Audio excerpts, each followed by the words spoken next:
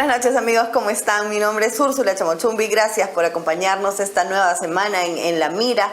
Ya saben, como siempre, a través del 91.9 de la FM en PBO Radio, la radio con fe, gracias a la producción de la Coordinadora Republicana. Nos pueden ver también en el portal La Abeja y en todas las cable operadoras a nivel nacional. Bueno, tenemos ya a partir de tantos sucesos negativos que hemos tenido en los últimos meses, incluso años, vemos que la situación económica del país ha venido, está en todo un problema inmenso que no sabemos realmente si es que vamos a poder superar, cómo lo vamos a superar, cuánto tiempo vamos a tardar en superarlo. Y en medio de esta debacle tenemos a las pequeñas, medianas empresas que son en su mayoría las MIPES quienes sustentan el país. Entonces, para conversar un poco de cuál es la situación actual bajo esta coyuntura y todo lo que ha venido sucediendo en los últimos meses, hemos invitado al señor Daniel Hermosa. Él es presidente de MIPES Unidas. ¿Cómo está, señor Hermosa? Úrsula, muchas gracias por la invitación y efectivamente el análisis que acabas de hacer es muy cierto, ¿no? La sumatoria de crisis, desde 2020 con la crisis del COVID-19, se ha ido acumulando un sinnúmero de crisis que ha puesto muy vulnerable al sector de la micro y pequeña empresa, fundamentalmente al sector comercio minorista y también al sector manufactura.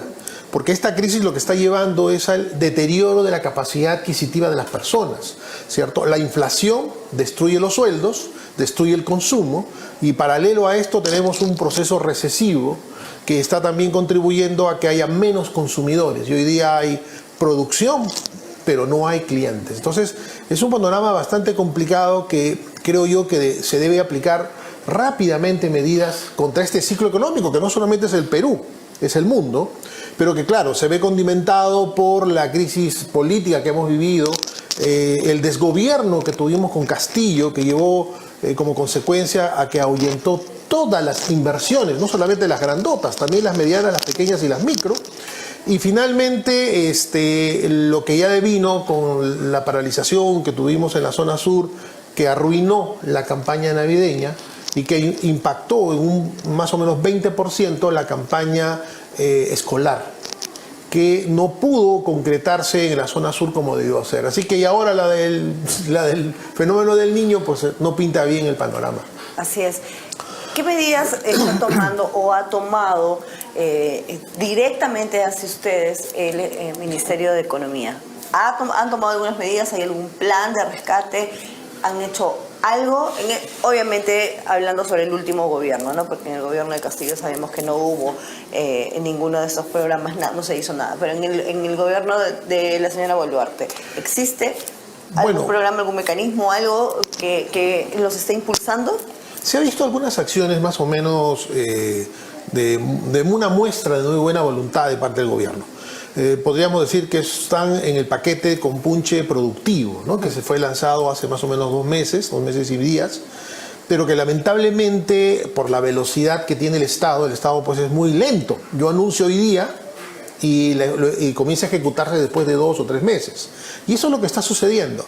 Se anunció, por ejemplo, créditos a partir de Impulsa Perú hace unas semanas, hace más o menos un mes. Recién se está terminando ya de preparar este concurso que tienen que hacer las cajas municipales, los bancos, para poder obtener la línea de garantía que tiene que dar el Estado. Y luego de ahí a la MIPE, ¿no? O al empresario que lo requiera. Todo este tiempo que se toma el sector público, que dicho ese paso ya lo ha hecho antes con Reactiva, con FAE, cuál es la ruta, debería ser más breve. Porque en el Perú aproximadamente desaparecen entre 300 y 400 empresas diarias.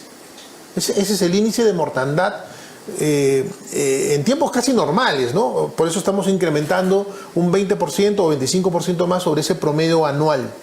De otro lado, lanzó el Compras Mi Perú, que es un programa interesante para el sector manufacturero, pero que solamente ha destinado 172 millones de soles, ¿no? Que 172 millones de soles entre las 300.000 MIPES manufactureras que hay en el Perú, pues realmente... ¿En créditos, en bonos? No. Es un programa que sirve para comprar bienes para el Estado bajo la modalidad de núcleo ejecutor.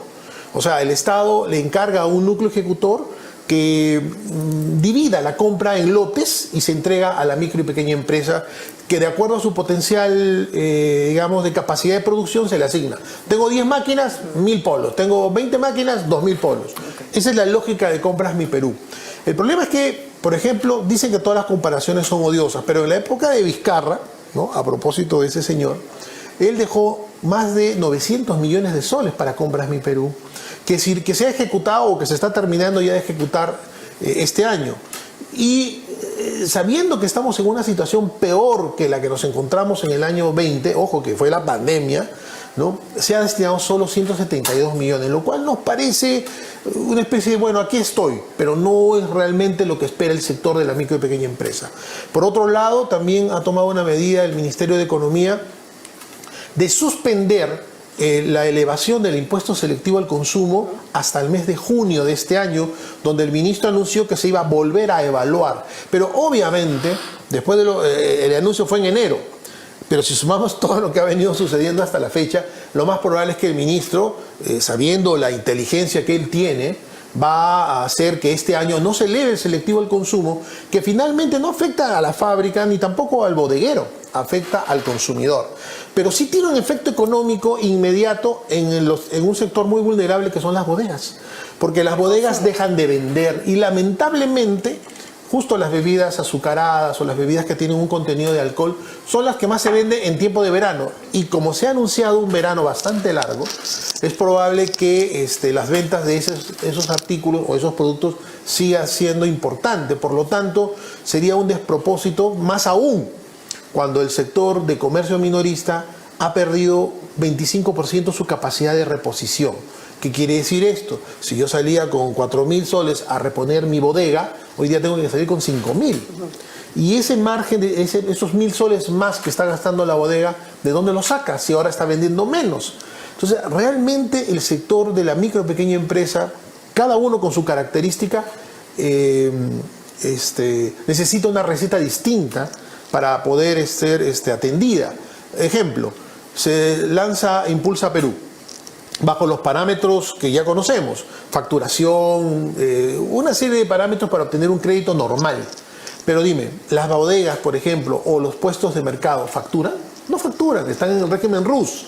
Entonces, este crédito es para las pequeñas empresas que ya están en un régimen general, pero no atiende a las más vulnerables, que son las pequeñitas, a la de subsistencia. Claro. ¿Cómo se enteran estas empresas, las micros sobre todo, de la existencia de programas, de repente subvenciones, algún tipo de ayuda de parte del gobierno, o si es que existiera, ¿no?, en el caso de que existiera? ¿Cómo acceden estas empresas? ¿Tienen que estar permanentemente vigilando, chequeando la página web de las entidades del Estado? ¿Tienen alguna comunicación con ustedes? Y los que no están asociados con ustedes, ¿cómo hacen? A ver, bueno, el Estado, bueno, obviamente tiene un aparato publicitario, tanto los canales y las redes del Estado y las redes sociales, también tienen el apoyo del sector privado para hacer la difusión de estos programas. Pero sí no deja de ser cierto, te cuento una anécdota. Hace unas semanas, unos empresarios del sector servicios nos llamaron porque los alcaldes estaban cerrando sus tiendas, porque no contaban con la licencia municipal. Es obvio, o sea, no estaban cumpliendo lo que debían cumplir. Entonces, lo que estaba haciendo el alcalde estaba bien, pero desde el punto de vista social, en esta crisis, no era pues propicio comenzar a cerrar bodegas, ¿cierto? Entonces, estos bodegueros, estos empresarios, al enterarse o al ser víctimas de este cierre de negocios, recurren a nosotros. Y nosotros les informamos que hay una ley que ayuda a tener una licencia automática con solo presentar una declaración jurada, y tienen su licencia automática y no tienen que hacer toda la parafernalia que normalmente se tiene para sacar una licencia. Entonces, ¿qué es este ejemplo? ¿Qué quiere decir? De que falta información. no hay información. Estamos hablando de distritos de la región Ica, un poco alejados de la capital. No, pero estoy segura que aquí en Lima ocurre lo mismo, porque ¿qué pasa? No, las empresas, las medianas, las micro, las pequeñas, no están, digamos, agremiadas totalmente, no están, no forman parte de una estructura. Por lo tanto, no tienen acceso a la información, sino la buscan. Muchos de ellos no saben dónde buscar. Recordémonos que no son personas, muchos de ellos no son empresarios, ¿no? O administradores, no sé, gente que haya estudiado específicamente para eso, sino que son emprendedores. Entonces no saben muchas veces dónde buscar la información, no saben a qué tienen acceso, cuáles son sus derechos, no saben cuáles son sus obligaciones, como por ejemplo lo de las licencias, ¿no? Porque es una obligación. Si la municipalidad lo cierra con razón, ¿no? Entonces, tienen que saber que ellos también tienen obligaciones, qué impuestos tienen que pagar, etcétera. Y también cuáles son las facilidades que les brinda el Estado. Pero, ¿quién los ayuda en eso? ¿Qué asociación? ¿Cómo se asocian? ¿De qué manera pueden ellos? Porque no solamente se trata de, por ejemplo, las obligaciones legales, las obligaciones que tienen municipales, sino de, hablando, por ejemplo, de pequeños restaurantes, estas personas están dándole de comer a un público extenso. ¿Cómo sabemos lo que ocurre en sus cocinas? ¿Cómo sabemos si no están preparando bien los alimentos? Si los alimentos son de buena calidad. ¿Quién se ocupa de todo esto? ¿Estas asociaciones de MIPES lo hacen? Bueno, mira, sí, efectivamente, las acciones de MIPES, ¿no? Como por ejemplo MIPES Unidas del Perú, al cual represento yo, ¿no? Está a nivel nacional y tiene coordinadores en todo el Perú y además gremios de distintos sectores en todo el Perú, ¿no? Uno de ellos es, por ejemplo, Agremub, que es un gremio de mujeres bodegueras que tiene más de 10 regiones, tiene representantes y está creciendo paulatinamente con el objetivo de brindar lo que tú dices, servicios, información y sobre todo defensa, ¿no? Para evitar los abusos que muchas veces cometen las autoridades, ¿no? Por ejemplo, un caso, me contaba una bodeguera que a las 11 en punto va una persona a adquirir una cerveza y ya ve el reloj, son las 11, pero mientras va el trámite de pago, 11 y un minuto y entra el municipal. Estás vendiendo una bebida alcohólica a las 11 y un minuto, cuando tuvo autorización hasta las 11. Entonces, ese tipo de cosas que aunque parezcan increíbles, suceden permanentemente. Entonces, hay alguien que tiene que salir en defensa. Ahora, el problema también hay que acompañarlo un poco con la responsabilidad que tiene el Estado, ¿no? Lo que pasa es que las MIPES, lamentablemente, en los últimos 30 años hemos servido para proteger el modelo económico que en este momento gozamos, ¿cierto? Que no es malo, que es muy bueno, que ha generado, digamos, la fortaleza que tenemos hoy económica para enfrentar la crisis, a pesar de que de todas estas crisis, inclusive internas, tenemos una solidez macroeconómica fabulosa. El problema es que el Estado no ha priorizado el sector de la micro y pequeña empresa, servicio, manufactura, etcétera, no lo ha priorizado porque no es parte de su política de Estado. Yo te hago un ejemplo. Si tú revisas el Ministerio de Producción, su estructura orgánica, hay dos viceministerios, el de Pesquería y el de MIPES. Tú vas a ver el de Pesquería que vas a encontrar OPDs, vas a encontrar financiamiento para los barcos, para los muelles, para el pesca artesanal, para la crianza de truchas. O sea, toda una estructura con un montón de servicios en favor del sector pesquero. Vas a mirar el otro lado, vas a encontrar un bracito así chiquitito que solamente tiene mi empresa, no tiene más. No tiene ninguna herramienta de desarrollo, porque fíjate, ¿cuál es el proceso de crecimiento? Todos empezamos chiquitos. PBO empezó chiquitito y luego ha ido creciendo, pero ha ido creciendo porque el mercado lo ha permitido, pero no todos tenemos esa misma oportunidad. Entonces el Estado tiene que ser subsidiario y promotor.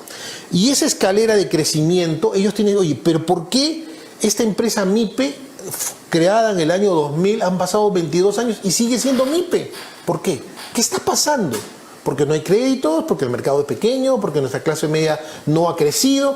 ¿Cuál es ese motivo que impide que el crecimiento de micro pase a pequeña, de pequeña a mediana y mediana a grande? ¿Qué está pasando? Entonces, el Estado no le interesa evaluar esa situación. Entonces, necesitamos un cambio, ¿cierto? Que ojalá en las próximas elecciones esto se pueda debatir, de tal manera que ese bracito tullido que se llama MIPE, realmente se crea una estructura que sea la pista para el crecimiento, como lo tiene la agricultura. Porque agricultura tú encuentras para canales de riego, para represas, para semillas, o sea, tienes toda una maquinaria estatal en favor de un sector. Es obvio, porque obviamente es una política de Estado la seguridad alimentaria. Entonces es obvio que el Estado le tiene que dar a todo el proceso de desarrollo de la industria alimentaria, le tiene que dar la prioridad, no tengo la menor duda. Pero nosotros parece que somos pues un poco los cenicientos, ¿no? Estamos a un costadito mirando cómo es que desarrollan sectores como la minería, como la construcción, como la pesca, como la agricultura, la agroindustria, y nosotros no.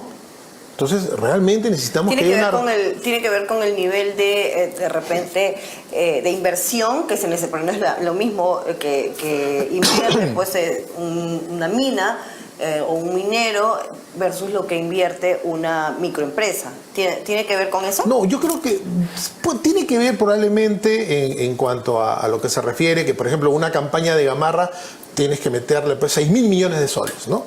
Pero fíjate cuántos puestos de trabajo genera Gamarra.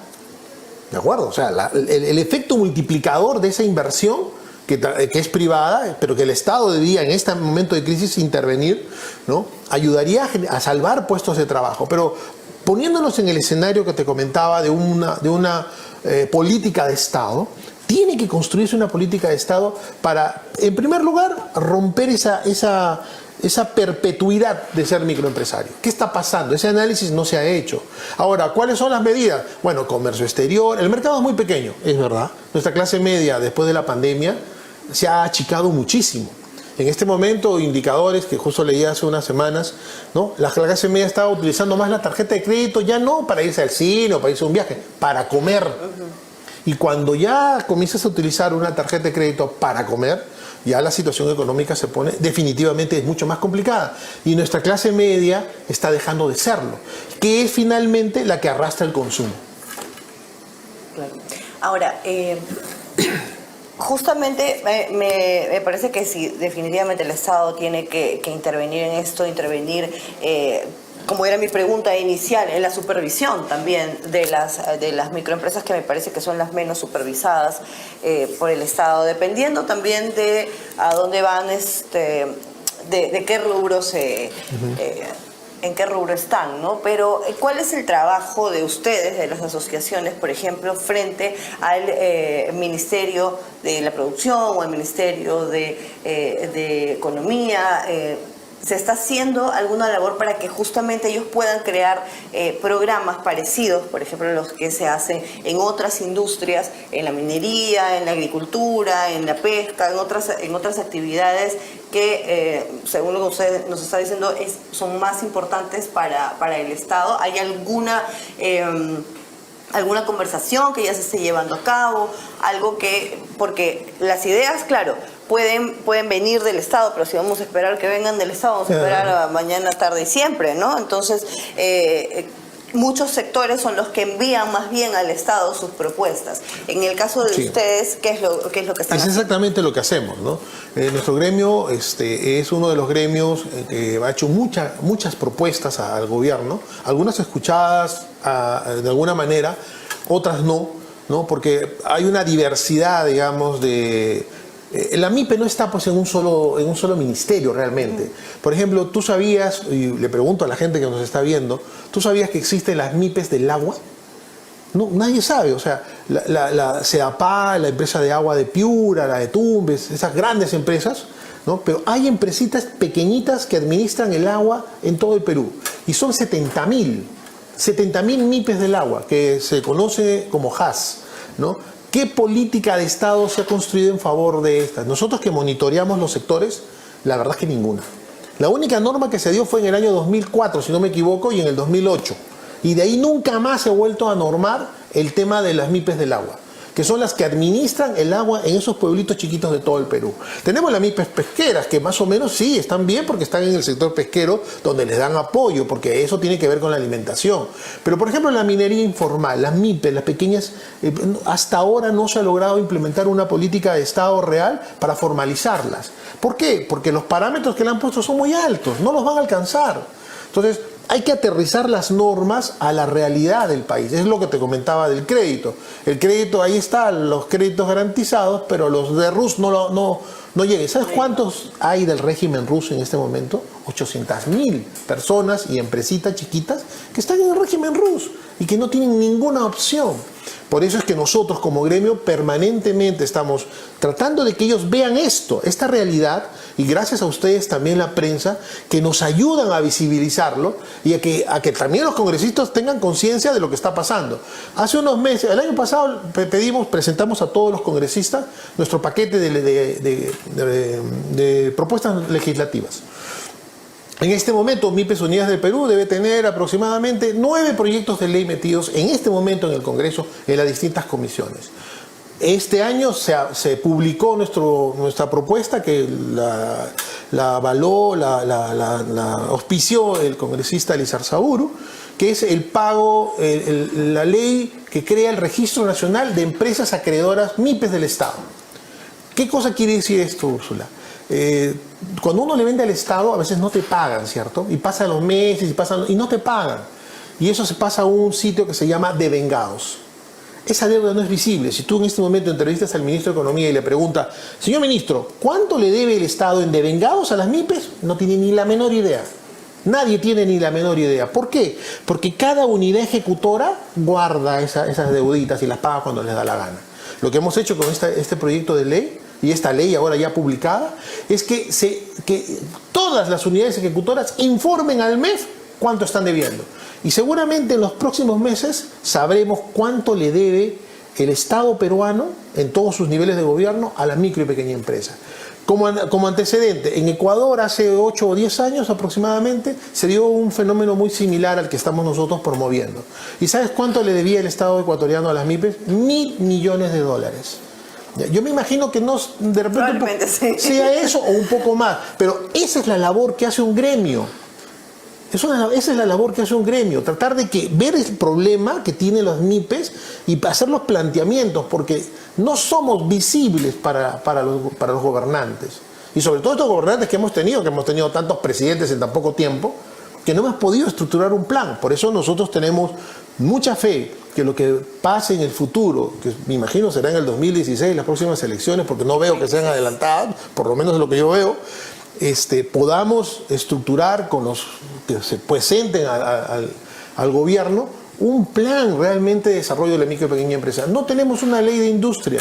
La única que existió fue en la época de Velasco, que quedó en desuso, y nunca más se ha hecho una ley de promoción industrial. Y tenemos 300.000 MIPES industriales.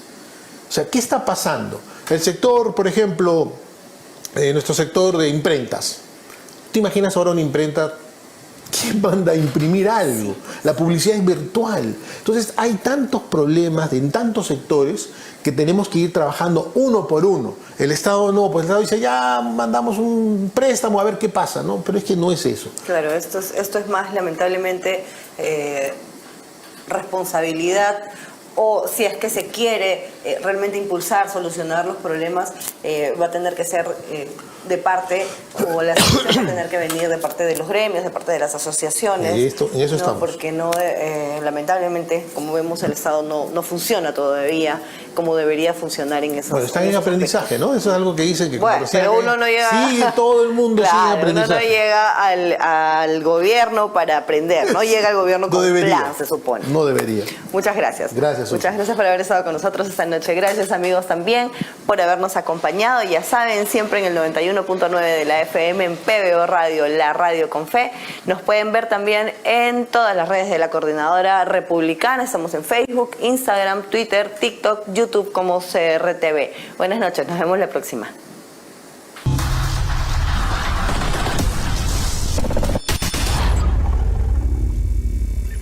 Petramás te enseña sobre la historia del relleno sanitario modelo del Callao. A inicios del siglo XXI, el botadero La Cucaracha llevaba malas prácticas como el indiscriminado arrojo de residuos por camiones y una excesiva quema de basura en exteriores.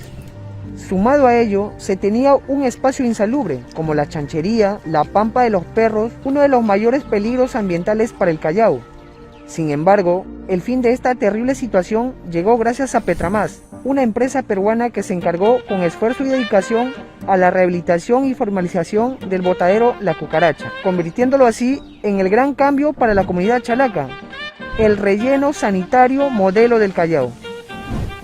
Este gran reto consistió en transformar un problema que parecía irreversible en una solución y contribución para el cuidado del medio ambiente, convirtiendo el botadero en un verdadero relleno sanitario.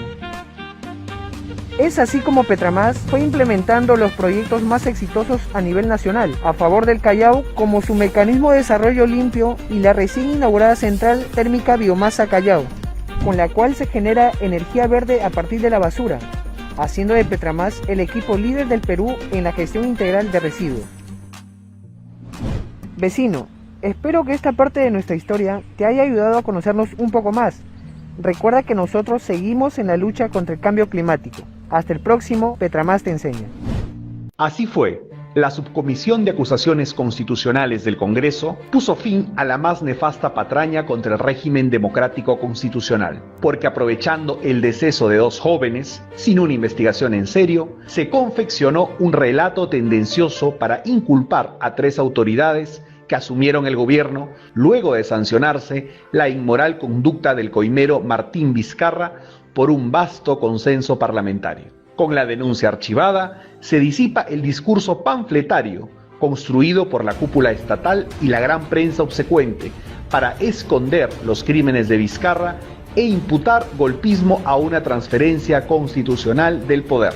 Entre el llanto de extremistas y caviares, se ha desechado esa pseudo-memoria colectiva destinada a generar un sentido común antirrepublicano, capaz de erosionar las bases mismas de la democracia peruana. Se hizo justicia. La Coordinadora Republicana es un espacio público de la sociedad civil que agrupa ciudadanos que, con independencia de sus particulares posiciones políticas o ideológicas, defienden y promueven los valores republicanos, los principios democráticos y la vigencia del Estado constitucional de derecho, rechazando cualquier intento de desconocerlos, reducirlos o desvirtuarlos. La Coordinadora Republicana se opone a las políticas que, primero, pretenden sustituir las instituciones y el procedimiento democrático por la presión de las turbas callejeras. Segundo, propician y alientan la nefasta práctica de judicializar y criminalizar la actividad política. Tercero, promueven un pensamiento único y totalitario, contrario a nuestra tradición, valores familiares y libertad de conciencia. La Coordinadora Republicana defiende los valores del Perú. La ciudad industrial Huachipa Este es el mejor lugar para invertir de forma segura a precios 100% accesibles. Ofrecemos lotes independizados y zonificaciones para todo tipo de industrias. Somos la única ciudad industrial con la mayor cantidad de empresas operativas y más de 1.9 millones de metros cuadrados vendidos. Ya son más de 120 propietarios que confían en nosotros. Ciudad Industrial Huachipa Este, el eje industrial de los grandes empresarios. El 13 de enero del 2023 se declaró en estado de emergencia el distrito de Lurigancho por peligro inminente ante lluvias intensas y precipitaciones pluviales. Ante ello, Petromás, en apoyo a la Municipalidad de Lurigancho Chosica, realizó la limpieza de desmonte, nivelación y descolmatado de los badenes Canoa y Cadena. Durante 3 días consecutivos, junto a sus diversas maquinarias y trabajadores, entre obreros, operadores e ingenieros, con la finalidad de mitigar el riesgo ante el desborde del río Huaycoloro. Este va a llegar a un nivel de 1 metro aproximadamente para que permita el deslizamiento de un posible huaico, en la cual va a concluir en la altura del río Rímac. Soy la señora Dina Bustos Venancio, soy la presidenta de la Asociación de Vivienda La Encantada de Cajamarquilla. Pues en esta oportunidad agradeciendo al doctor Segarra, porque siempre está comprometido con la comunidad de Cajamarquilla. Estamos eternamente agradecidos y un saludo de la parte de la Asociación de Vivienda La Encantada. Y le damos gracias porque en estos momentos se está haciendo el trabajo de descolmatación de este badén. Gracias Petromás, estaremos siempre eternamente agradecidos. En Petromás, nuestro compromiso no es solo cuidar el medio ambiente, sino también a ustedes.